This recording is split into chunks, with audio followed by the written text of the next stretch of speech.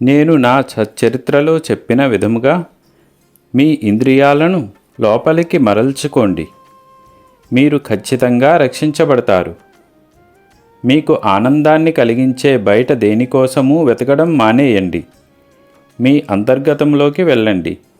మీరు భావించే అన్నింటికీ మీరే మూలం అని మీరు గ్రహిస్తారు. మీరు వేరే ఏదైనా లేదా వేరే ఎవరైనా సంతోషపెడతారు అని ఎదురుచూడడం మానేసిన తర్వాత మీరు మళ్ళీ ఎప్పటికీ ఒంటరిగా భావించరు. మీరు పరిపూర్ణమైన, దివ్యమైన మరియు అద్భుతమైన వ్యక్తి. మిమ్మల్ని మీరు సంపూర్ణంగా ప్రేమించండి మరియు అంగీకరించండి. అప్పుడే బయట నిజమైన మరియు షరతులు లేని ప్రేమను ప్రసరింపజేయడం సాధ్యమవుతుంది. నిన్న ఒకరి ప్రవర్తన మిమ్మల్ని బాధించిందని నాకు తెలుసు. కానీ ఇతరుల ప్రవర్తనతో కలత చెందడం అంటే మీ రిమోట్ కంట్రోల్ని వారికి ఇవ్వడం.